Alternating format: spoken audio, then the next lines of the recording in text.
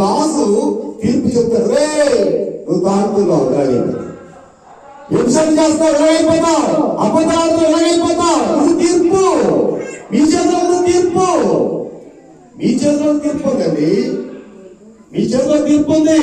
149 అధ్యాయము చివరి వాక్యం చూద్దాం. 149 మీ చేతిలో ఏముందంటే 2 అంచుల ఖడ్గం ఉంది,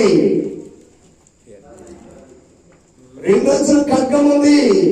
ఇది మీకు గౌరవపదం, మీకు ఆనందం దాచుకోవద్దు. మీరు చర్చికి వెళ్తాడు, బహిరంగ పట్టుకెళ్ళండి. కీర్తన 149 ఉందండి అమ్మా. విధింపబడిన తీర్పు అమ్మా ఎవరి మీద, ఎవరి మీద? ఇక్కడ మళ్ళీ నన్ను, ఎందుకంటే మొన్న చాలా ఇష్టమైందంట, మన న్యాయస్థానం నా బుద్ధి. ఎవరి మీదంటే ఆజ్ఞ అతిక్రమము పాపం చేసినటువంటి వారి మీద విధింపబడేటువంటి అధికారం ఎక్కడుందంటే రాజు నువ్వు. చదువు. 2 అంచుల ఖడ్గం ఉంది. ఆయన భక్తులందరికీ ఘనత ఇదే. ప్రియమైన దేవుని బిడ్డలారా, మీ చేతిలో 2 అంచుల ఖడ్గం ఉంది.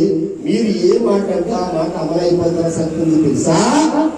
మీరు పరిశుద్ధ జనం కదా, నీతిమంతులు కదా, మీ నోట ఏ మాట వచ్చినా అమలవుతుంది. కనీసం పిల్లలు కూడా తిట్టకండి.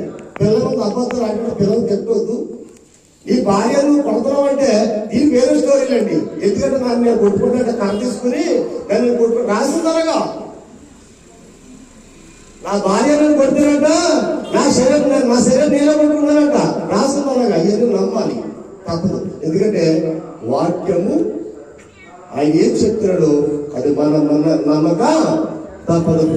పెట్టారు చూడండి, ఇక్కడ ఆ యొక్క బెత్లెహేములో ఆయన పుట్టాడని రాయబడింది. బెత్లెహేములో పుట్టిన తర్వాత ఎక్కడ తీసుకువెళ్ళారంటే పశువుల తొట్టులోకి, పశువుల పాకలోకి తీసుకెళ్లి పశువుల తొట్టులో ఆ వాక్యం చదవండి ఒకసారి, ఆ మాట చదువుతాం.